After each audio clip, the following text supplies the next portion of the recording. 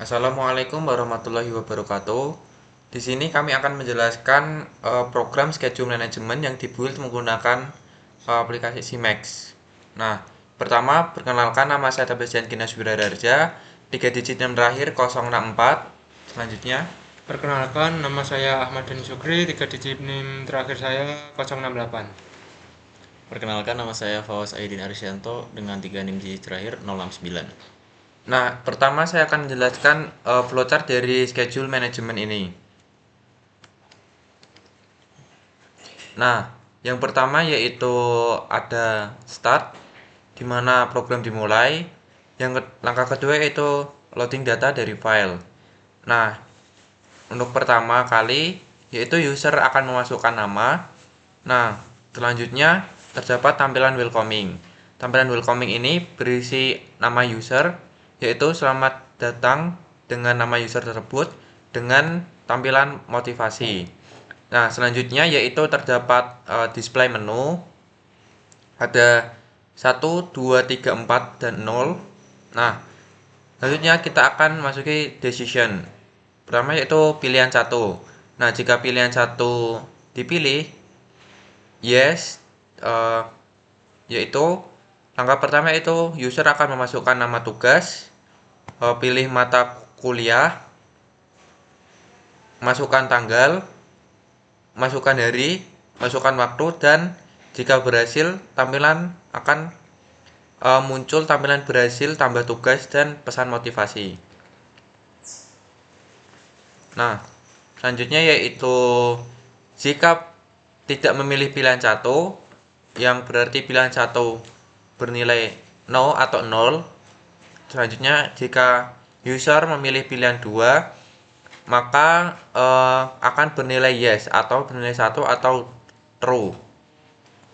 Nah, selanjutnya akan muncul display status. Display status yaitu status 1 atau status 2. Status 1 yaitu belum selesai, dan status 2 yaitu selesai. Nah, selanjutnya setelah itu di program akan ditanyakan apakah ada tugas. Maksud di sini jika user sebelumnya memasukkan tugas, maka terdapat tugas, berarti di sini bernilai true atau yes. Nah, yang pertama yaitu status 1. Nah, jika status 1 ada atau dipilih oleh user, maka bernilai yes atau true. Nah, tampilan akan menampilkan tugas yang belum selesai.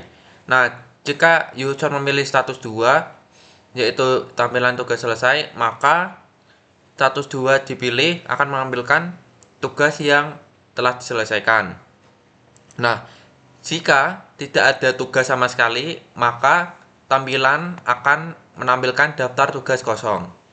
Nah, selanjutnya yaitu pilihan 3. Pilihan 3 di sini yaitu untuk menandai tugas selesai. Nah, dalam pilihan 3 ini sebelumnya user akan ditampilkan daftar tugas yang telah user inputkan ke software atau ke dalam program. Nah, pilih tugas yang selesai ini menurut ada daftar 1 sampai tugas yang telah diinputkan sampai ke berapa, seperti itu. Nah, di sini ada simbol A. Nah, jika semua program telah melewati proses-proses ini, maka akan kembali ke poin A, yaitu ke display menu kembali. Nah, selanjutnya ada 2 pilihan lagi, yaitu pilihan 4 dan pilihan 0. Pilihan 4 di sini berfungsi untuk ekspor CSV. Nah, pilihan 4 di sini jika bernilai true atau yes, maka di sini akan ditanyakan decision bisa diekspor atau tidak.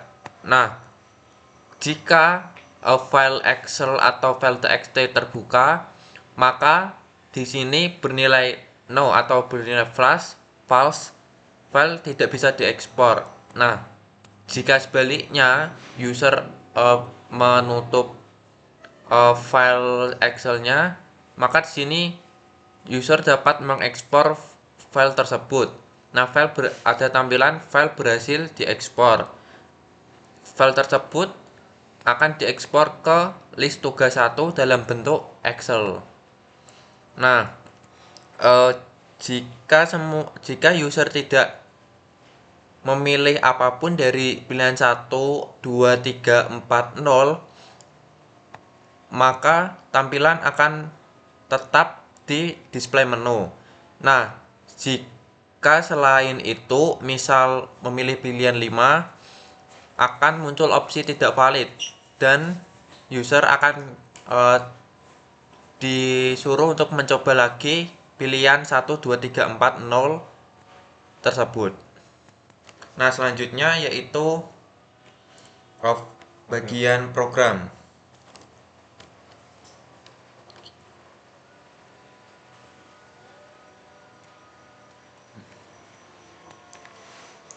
Ya, saya akan menjelaskan bagian program dari program schedule management. Yang pertama-tama itu di sini di program kami itu memiliki 3 library. Yang pertama stdio.h, string.h, dan stdbool.h. stdio.h tersebut dia itu memiliki arti standar input dan output. Apa itu? Dia itu berfungsi sebagai standar untuk melakukan operasi input dan output dari sebuah program. Yang kedua ada string.h. String.h sendiri memiliki fungsi yaitu menyediakan fungsi-fungsi seperti penyalinan, strcpy atau perbandingan dengan strcmp dan fungsi-fungsi lainnya. Dan yang ketiga, di sini terdapat fungsi stdbool. Apa itu stdbool? Stdbool itu sendiri itu memiliki peran yang sangat penting. Dia itu berfungsi sebagai nilai true and false. Ya, lanjut kepada program selanjutnya. Di program sini itu terdapat fungsi utama yaitu fungsi main.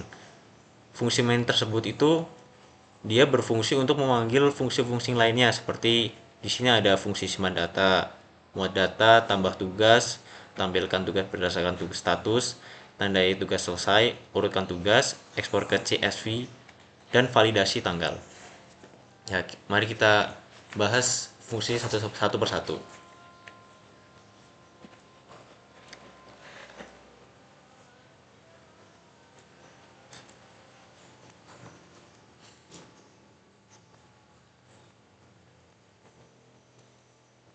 Sebentar. Ya, kita mulai dari fungsi simpan data. Fungsi simpan data ini tersebut yaitu berfungsi untuk menyimpan tugas ke dalam file yang berbentuk teks ke format CSV. Digunakan untuk menyimpan perubahan data yang dilakukan pengguna. Yang kedua ada fungsi muat data. Fungsi muat data ini yaitu berfungsi untuk memuat tugas-tugas dari file yang tadi sudah disebutkan itu list tugas 1 ke dalam array text ya, sorry. Nah, muat data tersebut itu digunakan untuk memulihkan data-data tugas pada program.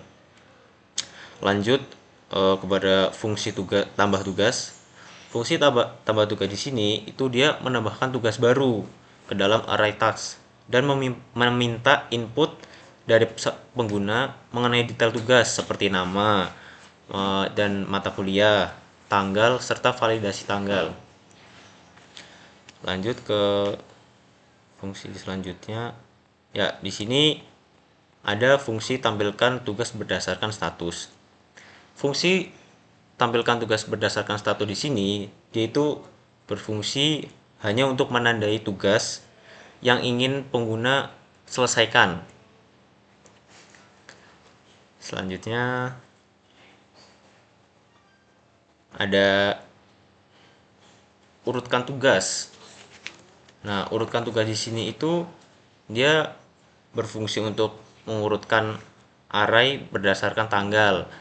Nah, dari urutkan tugas ini dia itu bekerjanya dengan menyeleksi tahun dengan tahun terlebih dahulu.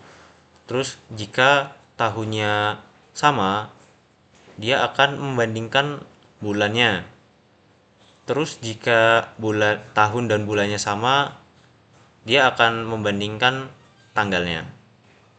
Selanjutnya ada ekspor ke CSV.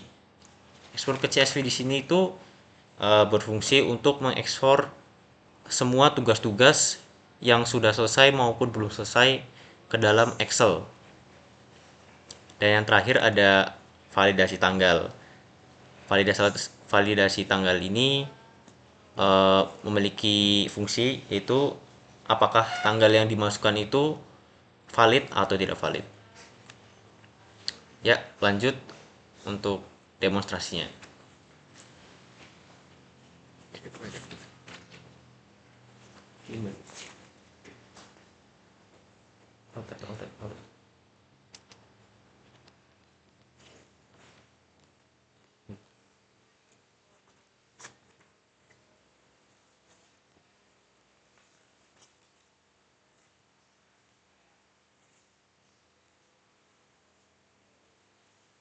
Baik, untuk demonstrasinya yang pertama yaitu masukkan nama Anda.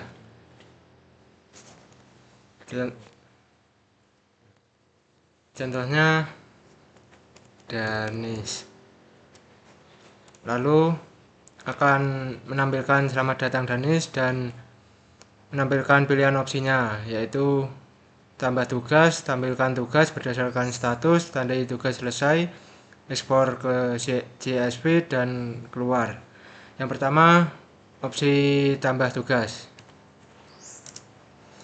Terus menampilkan nama tugasnya yaitu contohnya tugas besar. Lalu pilihan selanjutnya yaitu tugas besar berdasarkan mata kuliahnya. Contohnya algoritma pemrograman yaitu di line ke-6.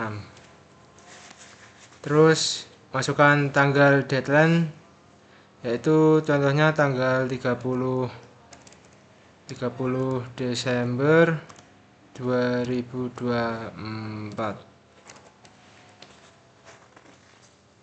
Terus menampilkan opsi lagi, masukkan hari deadline yaitu hari Senin seumpamanya. Terus masukkan lagi waktu jamnya jam berapa. Terus contohnya jam 12.00. Ini tugas kita sudah terdaftar.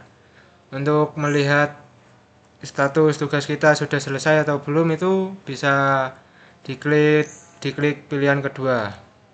Opsi pilihan kedua yaitu yang belum selesai. Contohnya tugas besar algoritma hari Senin belum selesai, sudah keluar. Terus untuk menandai tugas yang sudah selesai dikerjakan itu pilihan opsi ketiga. Contohnya yang sudah diselesaikan tugas besar algoritma pemrograman berarti di line ke-6. Enter. Berarti tugas besar sudah terselesaikan. Untuk mengekspor filenya tadi ke file CSV atau Excel dipilih opsi keempat. Nah, data berhasil diekspor ke list tugas 1. Untuk melihat di file Excelnya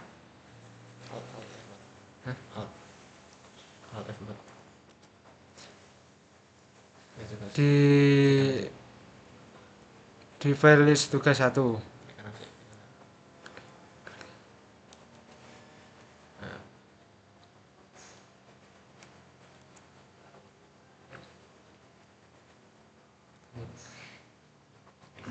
Nah, tugas akan ditampilkan di sini semua. Tugas besar algoritma sudah diselesaikan, tugas besar elektronika belum terselesaikan, dan semua jadwal tugas kita sudah ditampilkan di file Excel. Untuk Opsi terakhir yaitu opsi keluar. Nah, sudah.